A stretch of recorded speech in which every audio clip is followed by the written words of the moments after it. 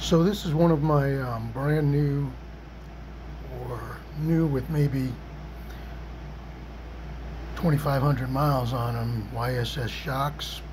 And I really love my new shocks. They really have made my experience with my Valkyrie a lot nicer, especially when it comes to low speed with weight, but the bike just handles better with them. They're just really nice shocks compared to the cheaper shocks that I had before. I had an old set of 98 showers, which were terrible, and then I had some 412s, which were a lot better. I had to have the heavy duty springs, but they just don't compare to the YSS's. The YSS come right out of the box with really high quality eyes and grommets, and they're just really high quality shocks, and they're really well machined, and they exactly fit a Valkyrie. You don't need to have any spacers or anything like that, except that with the fit, the lower eyes have completely captured grommets. There's a two-piece machined aluminum capture system that goes in here, and for my bike, it was, the metal pieces were too deep, if you will, by a couple of thousandths to actually fit into the pumpkin. And I just took a couple of thousandths off by grinding it off on the side of my bench grinder. It was, I mean, it was really simple. I just kept taking a little bit and a little bit until they finally fit. And I was kind of thinking that they would loosen up, but the system, by riding the bike, but the system is, they actually, YSS calls it a bearing. So if you look, it's not like a normal type system where if it was really tight against the bushing, the bearing would burn itself up, because the shock would ruin itself, because when the shock cycle, it wouldn't move. It actually moves just fine because it's a bearing, and it looks like it will probably last the life of the shock. You know, you won't have your typical sloppy grommet issues with these shocks. Additionally, what I do to make it really easy to pop the shocks off is I don't even take loose my lower bolt on either side. I just pull out the grommet bolt on the top, pull the shock off that stud, and then take this system has height adjustment. So this is the height adjustment here. So it's got like probably 3/8 of an inch of height adjustment. So all I do is take loose the lock washer. I'm 5'4", so I keep my height adjustment all the way to the very bottom.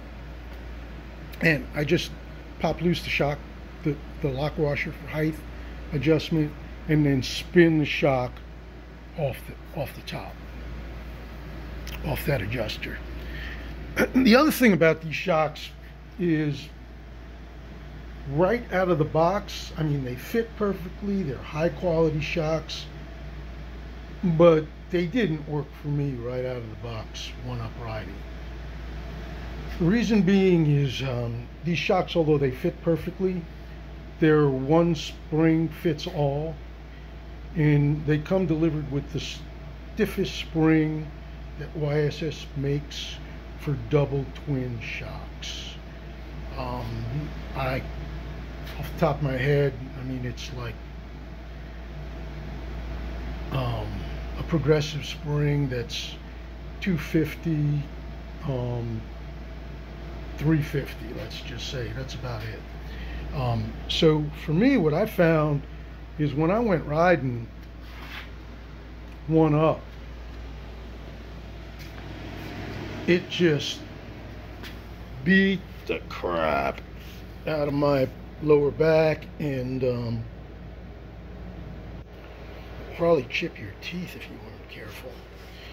So anyway, what I did was I got another set of springs, and I was hoping that this set of springs would be fully adjustable with my riding ability to compensate for 2-up riding and full load trailers, whatever.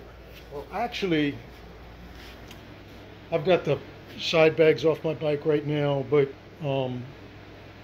mine's set up like an interstate in the rear, and I've got a relatively heavy 10-pound tip-over frame that also takes a trailer and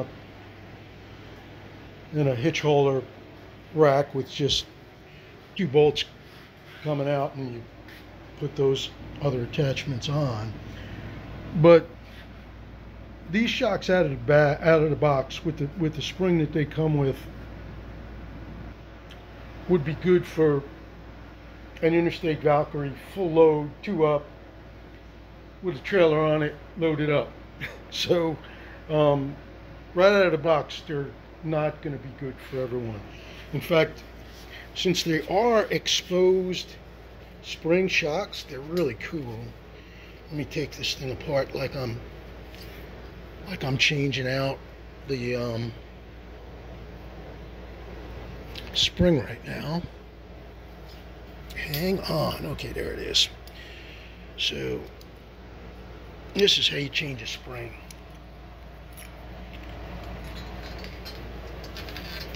It's literally that easy to change a spring. And you can see it's got infinite thread preload. So I was kind of thinking when I got my lighter springs that they would work for every load condition for the Valkyrie, but that's actually not the case. You can only put a little bit of spring load on before they're a shorter spring than what would be in your Showa shocks or your progressive shocks. And what winds up happening when you start adding preload, you quickly get to the point of spring bottoming prior to bump stop bottoming. So what really happens, like I went for my 1-up riding, I use a spring two steps softer than the spring that comes with the shock. So if I ever go touring with my wife, and I just recently went touring with about 120 pounds on the back of the bike and probably about 60 of it behind the rear axle, and these springs worked fine, but I took the preload down to probably about 3/8 of an inch over where I normally would have them set up. And if I would have gone any further, I'd have been bottoming out the spring when I contacted the bump stop. Additionally, they're going to take a little, if you don't like the look of an exposed spring shock, you know, you're not going to like these guys, but I really like the exposed spring shock, because when I was having the issues with the full load spring that came with the shocks, I was able to push up my bump stop real easy and confirm that the shocks weren't even stroking. I mean, it was like a hardtail when I was going down the road on the roads that I ride So there was no way. I mean, I couldn't, if I backed off on the preload adjuster, um, I just couldn't get there from here with the really stiff springs. So it's $100 for ordering softer springs, but to me, I think it's well worth it on the options that I found for the bike. And also, this is the expensive model shock. It's all fully adjustable. It's got rebound adjustment. It doesn't have compression adjustment on it, which is right here. This is the rebound adjustment. You just turn it. It's got a soft arrow and a hard arrow. And that works really, really well. It's really easy to dial in the shock, and obviously the preload adjustment is really cool. And for me, since I'm really short, the height adjustment is a nice thing to have. It worked out really well for me. So these shocks, one thing about these shocks, I should note, they're a more compact shock with a more compact spring.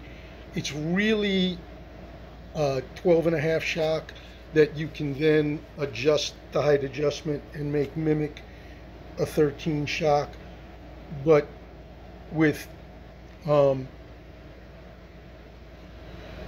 2.5 inches of stroke on a 12.5-inch shock.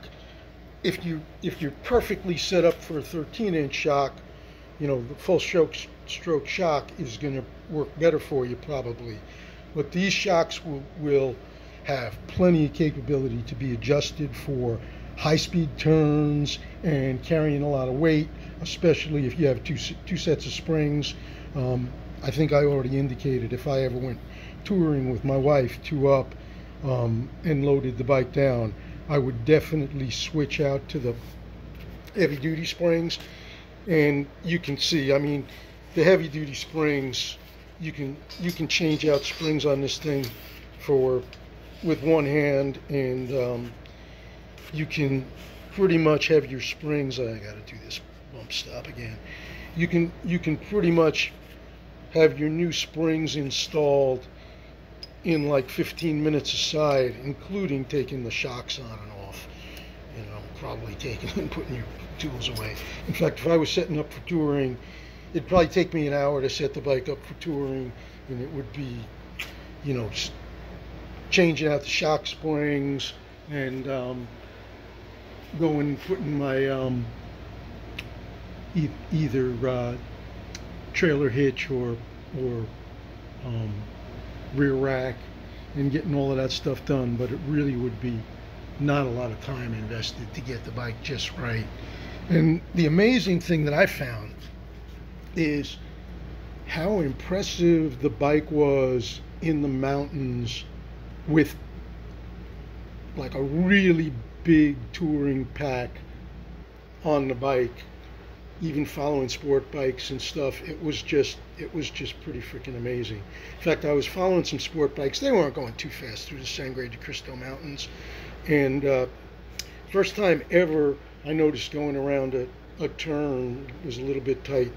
The rear end of the valve hopped a little bit, and I mean, my little Triumph does that all the time.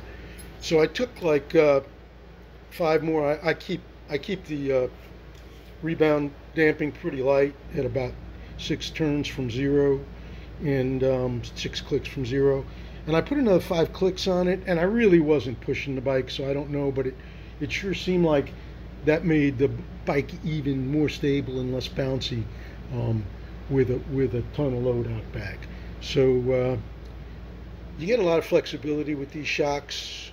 I think anybody who pushes the bike or puts a lot of weight on the bike would like a set of these shocks. That's it.